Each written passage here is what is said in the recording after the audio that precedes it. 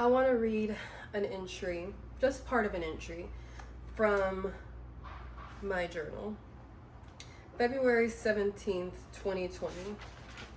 Today I realized that I don't feel like myself. I haven't felt like myself in so long that I didn't even realize the change.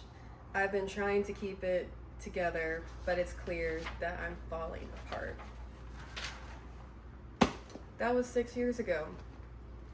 And now, recently, I've just found out that I may have PMDD. And I've been experiencing symptoms of it, not just 6 years ago, but since I was 13 years old. My name is Jasmine. I got my degree in psychology, became a teacher for 6 years, and now I am working in operations. And I recorded a lot last year, finding myself, as I transition out of education and explore different things and travel.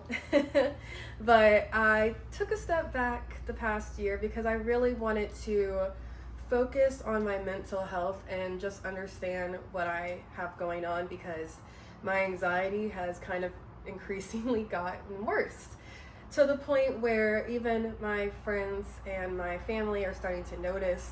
And not only that, I've really started to see that it syncs with my cycle. So I got the Oura Ring back in December, but even prior to that, I have been tracking my data for years. I do love tracking, I do love data. So I was pretty consistent with this before. I've been tracking my sleep and everything like that. So when I started going to the psychiatrist about the anxiety, I've been really paying attention to how my cycle is. And at first she offered me medication. I said no. Then around my cycle, I was like, I need something. So she put me on Lexapro. Another cycle comes around, and during my luteal phase, I am like out of control, overwhelmed, hysterical, crying about so much, everything. The world was on fire. And then my period would come and I would be fine. And I was like, wait a minute, this is a pattern. Like, people around me are starting to notice and become affected by my mood, and I want to figure and learn more about this. So I talked to the psychiatrist about it, and she told me about PMDD and how I would need to track it. I was telling her about how I have actually these journals from my youth where I was tracking how I felt all through my teen years. And then in my early 20s, I actually was saying how I wanted to document them. Ha ha ha. And ironically, I just, finished writing my poetry collection, Words I'll Never Say. And I intentionally wanted to highlight feelings that I had back then because I wanted my younger self to have a voice too. And when I started recognizing the pattern, it made me want to take my period data that I had, take some of the journal entries that I've had, because I have a lot of them, and see if I could utilize AI to also help me find a pattern. Now, this is how the tracker actually looks. And you have to literally track your symptoms and your mood every single day for 2 full cycles, and you can only be diagnosed when you are off of birth control, because birth control can stop ovulation, which stops the hormone fluctuation, so your symptoms could be masked in a way.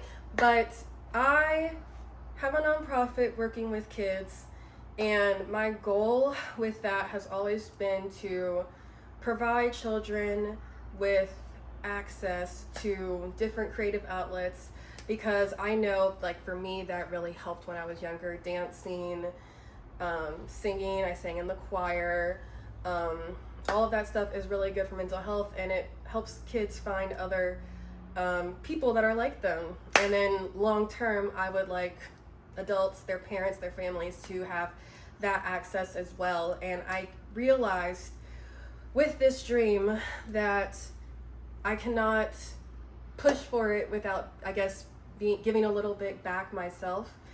And that's vulnerability. I don't like to be vulnerable. It's not very fun to do it, but I feel like I can't preach to the children and the girls that, you know, they need to express themselves and advocate for themselves if I'm going to sit back and just hide this from the world and not share it. Because I'm not the only one that's going through this, trying to figure out if I have PMDD or any other mental health disorder.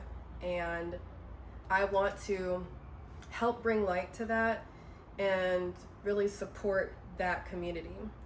I want to tell you a little bit more about what I learned about PMDD, just so you can understand how truly serious and devastating it can be, because it's not just you being emotional and out of control because you're on your period. It's a lot deeper. So it takes an average of 12 years for a woman to even get diagnosed. And like I said, I've been feeling this way since I was 13 and genuinely feeling like something is wrong with me and not really sure how to express it or if anyone would understand. 90% of cases for PMDD remain undiagnosed. Let that sink in. It wasn't even in the DSM-5 until 2013. So back when I was experiencing this as a young girl, there was still data that was being collected on this, and there are still currently studies going on that are trying to help find the best solutions and ways for women to continue to go on with this. Because if you have PMDD or any premenstrual disorder, I'm not going to speak for any premenstrual disorder. For PMDD, I've learned that you will have it until you reach menopause. So you go through this your whole entire life, and there needs to be better supports for understanding if you have it and then understanding how best to manage it. But the scariest fact I want to share is that 34%, almost half, have attempted suicide because and you even saw how I read my journal entry. It makes whatever anxiety, whatever depression, whatever feelings you have feel worse, and like they are literally swallowing you whole. And I believe in God and I pray, and my faith is very strong, and I have great family, I have great friends and a great support system, and I still struggle with this. So, and I'm still going through this and trying to learn it and understand it and document so that I can continue to get the best support that I need. And I encourage you to, track your period, track your mood, because a lot of times we go through life and we just deal with it. But I've been trying to push myself to go on 10 all the time, and I realized that especially if my mood and my physiology is changing during different parts of my cycles, that I can't run on 10 during my luteal phase. I may have to run on 3, and that is as much as I can give. So at that point, that is my 10. And just learning things like that, I actually am working on a solution that I feel would help women track their cycles and kind of help to catch those patterns and flag when there is an issue that may be occurring, because there's not just PMDD, there's also PME, which is premenstrual exacerbation, which current diagnosis you already have. So for example, if you have ADHD, if you have depression, and you have PME,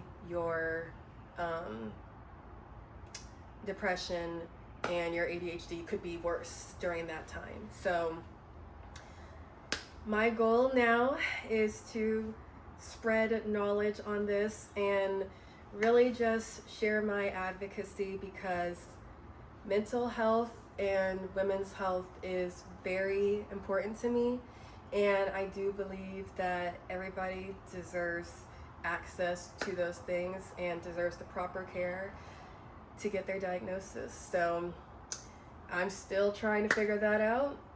Come along with me.